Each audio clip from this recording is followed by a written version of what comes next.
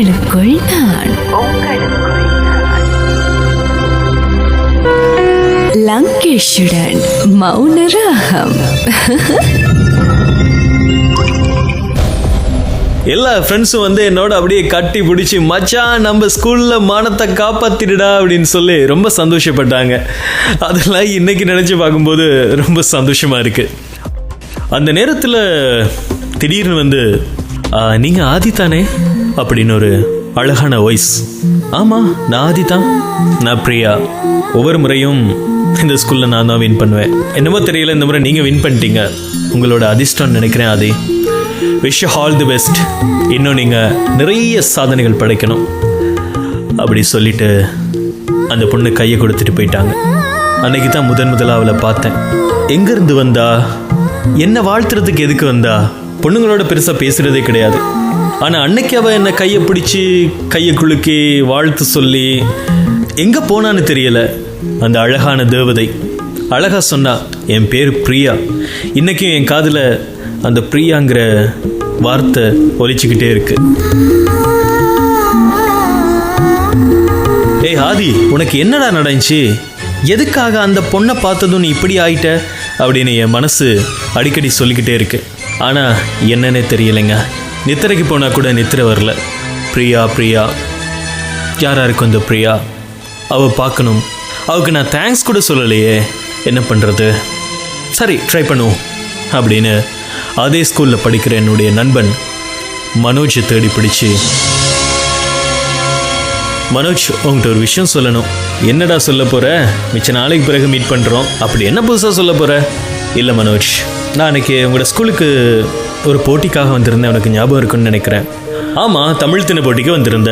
அதில் நீ கூட தாண்டா வின் பண்ண. ஸ்கூலில் ஓம் பேச்சு தாண்டா. நம்ம ஸ்கூலில் வந்து ஜெயிச்சுட்டு போயிட்டானேன்னு எங்கள் ஸ்கூலில் அப்பா பிரின்சிபல் போட்டு எங்களையெல்லாம் ரொம்ப கஷ்டப்படுத்திட்டாருடா. சரி, அதுக்கு என்னப்ப? இல்லை மனோஜ், அன்னைக்கு நான் வின் பண்ணிட்டு வந்தப்போ ஒரு பொண்ணு வந்து எனக்கு கை கொடுத்தா. ரொம்ப அழகாக பேசுனாடா. நான் தேங்க்ஸ் கூட பண்ணலை. அவள் பேர் பிரியா அப்படின்னு சொன்னா. எனக்கு என்னமோ தெரியலை மனோஜ், அவள் பார்க்கணும், அவள் கூட பேசணும் போல இருக்குடா. என்ன மச்சான் உனக்கு நடந்துச்சு? நல்லா தானே இருந்த? நம்ம ஸ்கூலில் சீனி ப்ரிஃபெக்டாக இருக்கா. கூடுதலாக மச்சான் அவன் வெளியே எங்கேயும் வரமாட்டா. சனிக்கிழமையில் கிளாஸ் போவா. நான் போகிற கிளாஸுக்கு தான் போவா.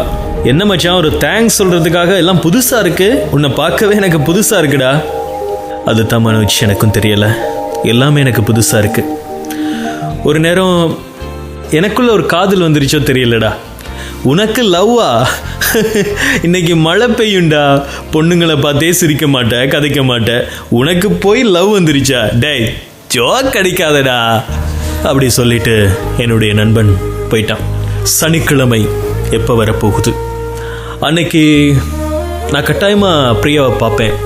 பிரியா கிட்ட என்ன பேசலாம்? எப்படி பிரியாவை பார்க்க போகிறேன்? எப்படி ஆய் சொல்ல போகிறேன்? எப்படி நீங்கள் சொன்னதுக்கு தேங்க்ஸ்ன்னு சொல்ல போகிறேன்? என்னமோ பைத்தியம் பிடிச்ச மாதிரி இருந்துச்சுங்க. கண்ணாடிக்கு முன்னாடி போய் நின்றுக்கிட்டு வீட்டில் யாரும் இல்லாத நேரத்தில், ஹாய் பிரியா, நான் ஆதி. அன்னைக்கு ஸ்கூலில் வச்சு நான் ஆதி அன்னைக்கு ஸ்கூலில் வச்சு உங்கள் கூட பேசினேன். இது இப்படி சொன்னால் நல்லா இருக்காது. ஹாய் பிரியா, நான் ஆதி. அன்னைக்கு ஸ்கூலில் வச்சு பேசினேன், ஞாபகம் இருக்கா அப்படின்னு சொல்லிட்டு ஏதோ பைத்தியக்காரை மாதிரி கண்ணாடி முன்னுக்கு நின்று பிரியாவுக்கு எப்படி ஹாய் சொல்ல போகிறோம், கை கொடுக்க போகிறோம், அவளோட எப்படி பேச போகிறோன்னு என் மனசு துடிச்சது எனக்கு தாங்க தெரியும். உங்களுக்குள் நான். லங்கேஷுடன் மௌன ராகம்.